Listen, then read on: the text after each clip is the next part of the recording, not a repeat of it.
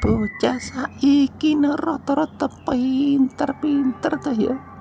Wong balita umur 3 tahun kuwi lho omong wis oke ngecuwi pris umur 4 tahun 5 tahun nek omong lho iso kaya wong gerang kae deloken viral nek YouTube kae wis do pinter jawab wis pinter golek alasan lho.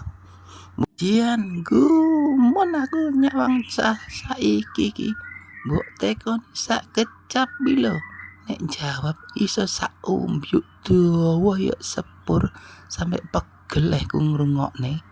Lah piye wong saiki enek PAUD bareng enek TK lho enek lese piye lah bandingne cah dhisik ngono kae.